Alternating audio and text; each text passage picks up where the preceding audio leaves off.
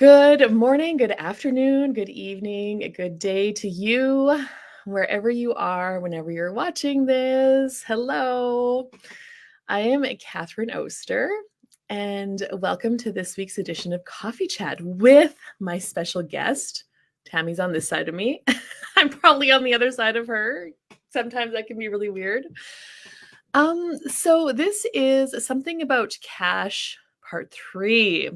So January is kind of like the month of money. The topic really popped when I was looking at themes for coffee chat, and then I really enjoyed having people with me, like somebody to collaborate with, and people who have, different points of view and want to create something different in the world around money and finances. And here's Tammy. And Tammy, actually, I know her through Tanya, who was on with me in part 2. And Tammy has been working with Tanya and her finances.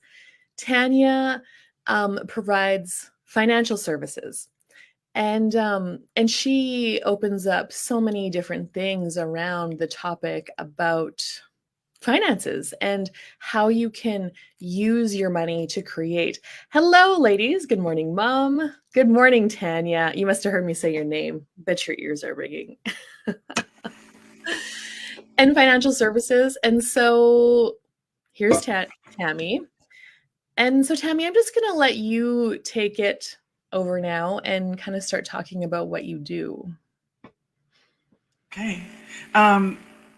I was just telling Catherine this morning that I think it's so important that we have a better understanding of what money, what everything in our life is touched by money and finance. Yeah. And we make it this huge problem, but we have a hard time making it this huge solution. And we attach morality to money, we attach shame to money, we attach guilt to money. I have in the past. And being in financial services, I found that for the most part, the industry itself wants to keep you so that you don't understand it enough and you need other people to make financial decisions for you. And then that just kind of perpetuates that feeling that you're not in control or you're not enough for your finances, which is not true at all. Yeah. Right? Yeah. We want people should have the tools so that they can make decisions based on their financial situation themselves and know, oh, actually, I have all the information. I can make this decision myself. Right? So wait, Tammy, hold.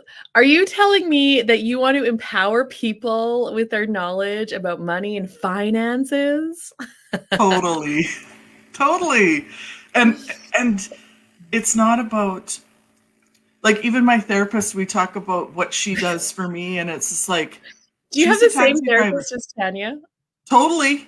You do? Awesome. So it's like she always says, I'm the taxi driver. You're telling me all the things you need to get where you need to go. I'm gonna help you get there. That's what I'm gonna do.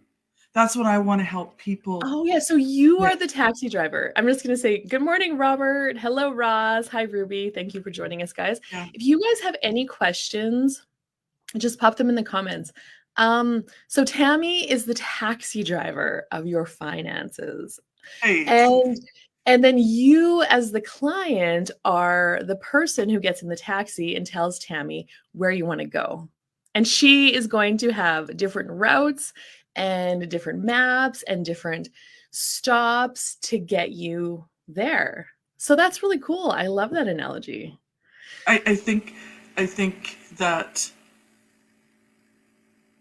people need to understand that their finances are actually theirs. Yeah. Right? It's theirs, and not to make ownership of that overwhelming and scary, but to make it, like you said, empowering.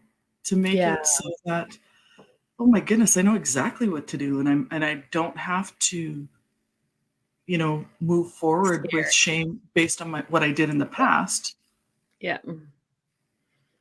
but Yeah. what we can do to create a different future for ourselves. So, Yeah. I love that. So what are some of the destinations people want to go to? Like okay. Well, retirement is one that pops. We'll call that Mexico or Arizona, maybe. right? Um, so what are some of the routes to retirement? Like, what do you know about routes to retirement? So roads to retirement are interesting, and there was a couple of coffee chats ago with Mary Case that somebody brought up retirement, and I wrote something. I'm going to read it if Okay. that's okay. I wrote something when I Yes. was listening to it, and it's a question, and it's, how do you know what retirement is if you're only holding on to what others tell you retirement should be? I love that. I was actually going to ask you that too. Like, what does retirement even mean? Okay, cool. Right? Like what is that? People have this sort of thought process in their mind that they've seen what a retirement looks like, and Hmm. everybody needs to achieve their retirement for what that is that Yeah. they've seen, and not base it on what they need or what is required for themselves. So Hmm. they think it's unattainable, they think it's unachievable, they think there's never going to be enough for that. Hmm. And there's so many different ways to reach what you want, Yeah. but you have to know what you want. And it's okay to say, actually, I don't know yet, Yeah. and Yeah. work Like, towards a different small steps to get to where you have an understanding. Oh, actually, yeah.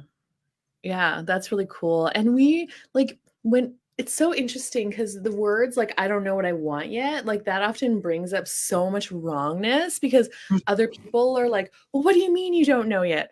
How come you don't know what you want? Like what's wrong with you?"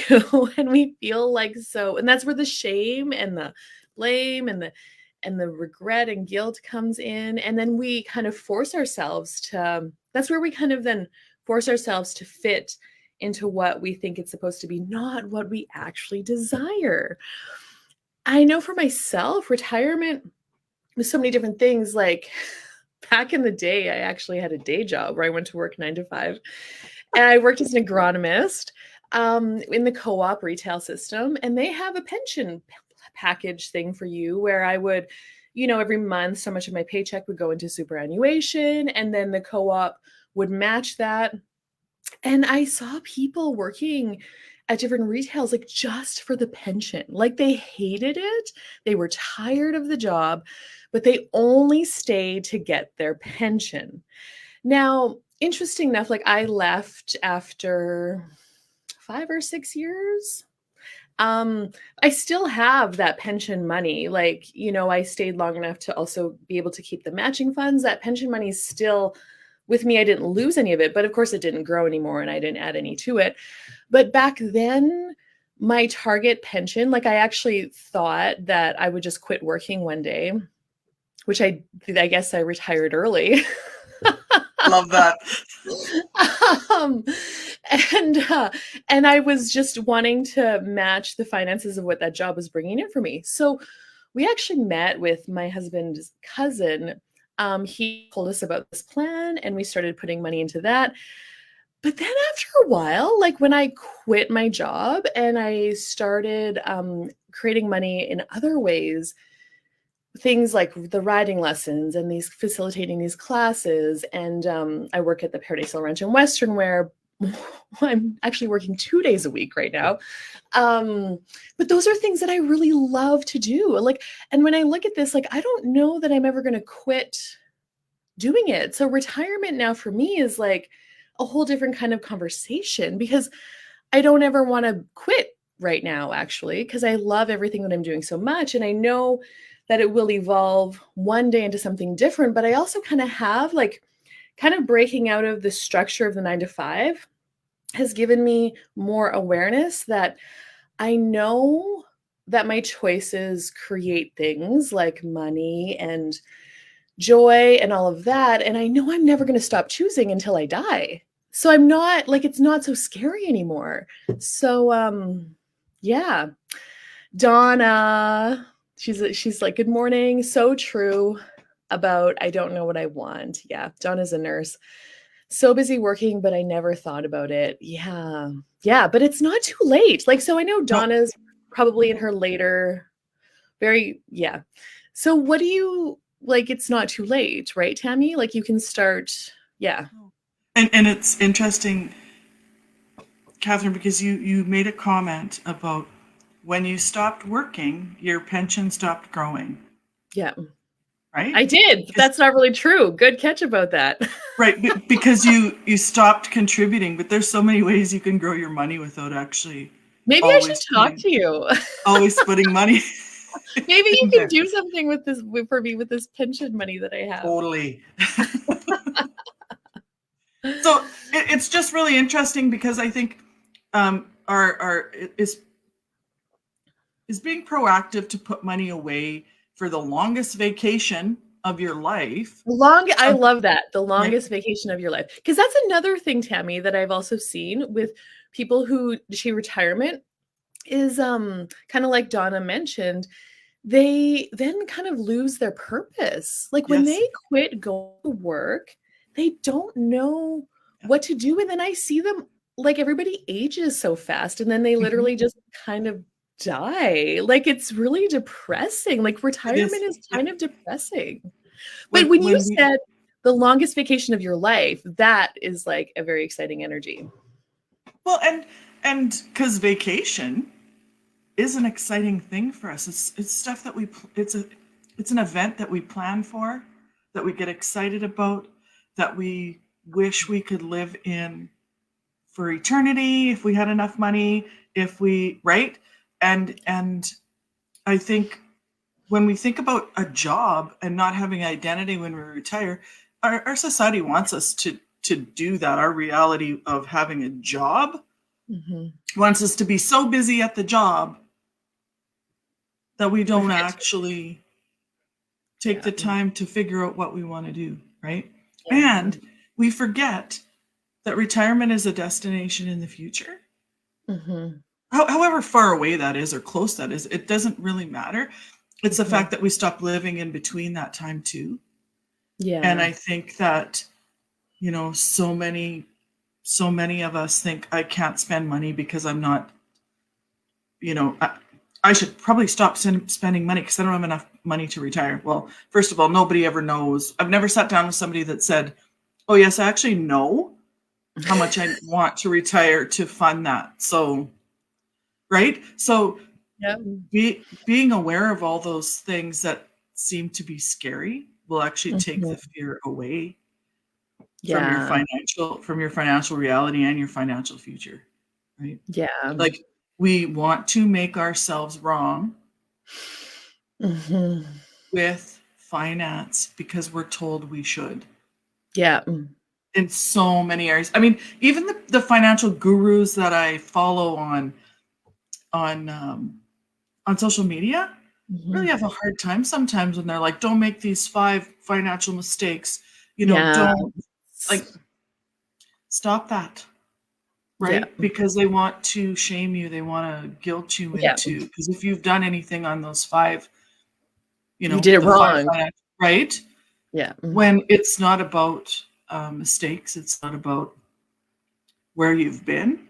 It's about, okay, like now that I'm really in touch with what I would like to do from now on, or what I think I would like to do, because it can change all the time. That's the thing. As you discover, so let's say, you know, Donna, she doesn't know what she wants, but let's say she starts discovering, by just like trying different things and, you know, really and then it's going to evolve because you're going to be like, "Oh, I actually really like this." And, "Oh, this." It's always going to be evolving. Right. And I think we shouldn't stop ourselves Yeah. from wondering how it could be because we come from a place of not having enough. Yeah. We think we don't have enough. And I think that stops us from moving forward at all. It kind of paralyzes us in Yeah. our financial life. And yeah, and then we give so much energy to what we think money is, we actually don't live through it. Yeah, you don't use it as a tool, you make it the source. Yes. Yeah. Yes. And so it's important to know that we all think, because there's so much shame around money, we stop talking about it. So then we all think we're alone. We all think we're isolated in our own financial problems. And I think that isolation gives so much power to the not enough Mhm. that we have a hard time thinking that we could have the future that we want, Yeah. you know? And I've been there. Like, it's not like I've Tanya and I have a discussion just about every day about business, money, why I'm stuck today, why I'm Mhm. feeling this way. Oh, that's an old feeling. Like, let's work through that. And it doesn't need a discussion every day, No. but we need to talk about it, and we need to have. And one nice thing is that this place here, with all of these people, bring a Mhm. place of safety because there's no judgment. Yeah. Yeah. It- Yeah, like, totally. it's amazing to talk about finances and to really have an understanding of, oh, actually, that's not what I want, or that Mhm. this is what I want instead, or but you can't do that unless you start talking about it, and it's pretty hard to talk about it when you feel judged. So that's another thing that I really concentrate on, just asking myself when I'm talking to people, don't allow judgment to come into this, Mhm. because it doesn't have a place here. Yeah. It doesn't have a place, even if traditionally it does. It actually doesn't have a place when you're talking about money and your future and your Yeah. your life, right? And that's, I don't know a lot about access consciousness, but I know the little I do know, that that judgment is Yes. not Relevant. not relevant. It's a placeholder. It holds us in this spot so firmly, Yes, exactly. right? And Never we need changes, to, never moves never anything. changes. Yeah. And I mean, first of all, it's because we have so much judgment ourselves. We're not even worried about necessarily what judgment other people have on us, because most of the time Yeah. they're so worried about their own Yeah. judgment on themselves, they don't right even see that. But I think that we need to move forward without the shame, blame, Yeah. guilt that probably we've been carrying since our parents carried it when it Mhm. comes to finance. Yeah. Definitely. You grew up in the energy, and everybody grew up in a different energy around money, actually. So we all have different realities with what it means to us and what it is. And what if you can start to let go of everything you thought it was and start to discover what it is for you and what you can create with it and what else it could be. Yeah. Like, if you've ever said to yourself, I can't hold on to money, I'm scared to have money because I can't hold on to it. That's not true. Yeah. It's not true. It's absolutely actually not true. But we've conditioned ourselves to believe that I don't want to have money because I can't hold on to it anyway. Yeah. It's probably one of the top 10 reasons why, that I come when I'm talking to people, Yeah. that you kind of uncover about them. Yeah. And it's because they've lost confidence in themselves. Yeah. They've thought that this is actually, for whatever reason, they've made that the truth. It's never the Yeah. truth. Never. It's 100% never true that you can't hold on to money. Yeah. Money's money's there to be spent, to come in and out. Yeah, it has a flow. But when we put such really strong feelings about I just can't hold on to money, we need to give ourselves a break because that's not true. It's Yeah. it's our thoughts, it's our energies that we're making money this or finances this truth that's actually not, it's actually not our reality, but we've made it that because when we grew up, the only time I heard about money was when we couldn't pay a bill, then it was stressful. Yeah. And that was often. Mhm. So Yeah. why should I have money if my parents didn't have money? And Yeah. It brings up so many things. it does bring up so many things, and we also can't Mhm. put a lot of importance on holding on to those things, but of talking through those Yeah. things with people. And the really cool thing is the whole empowering conversation is if you created this with money, it didn't just happen to you. There's not something like perpetrating this onto you. What else can you create? You are the creator. That's the empowering conversation about it. And so Tammy works with people, all sorts of people. And you live near Middle Lake, right? But you probably do online Yes. stuff as well. Yeah. Um, Yeah.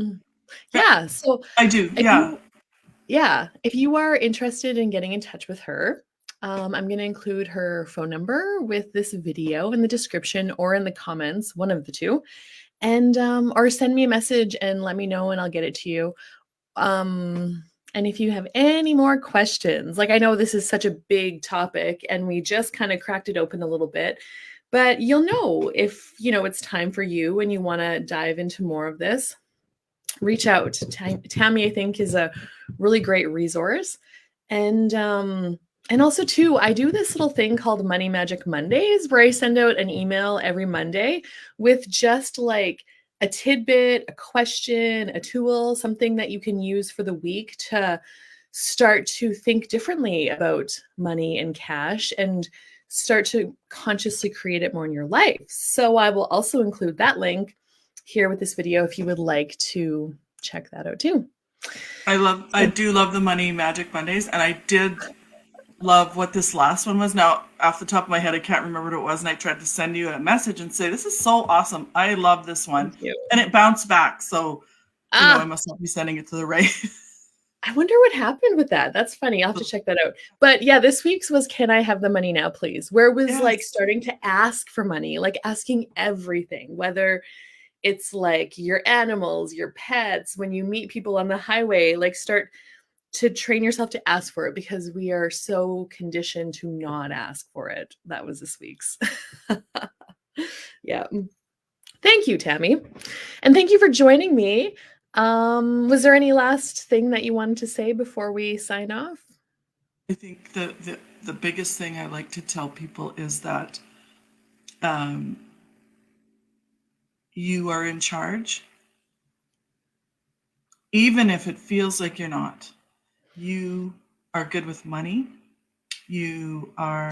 Money is not a moral thing. Money has no morality.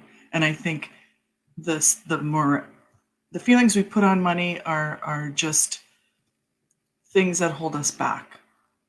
And like I said, there's so many ways for each of us to get to where we need to be. And we have to understand that our money is personal to us. And our plan is personal to us. And like you got this. Like I have confidence in everybody that they can change their financial reality. I know Mhm. people can. So Yeah, cool. Thank you, lady. And have a great rest of your day, you guys. Hi, Kim. And yeah, again, if you have any questions, let me know. All righty. See you thanks, guys Catherine. later. You're welcome.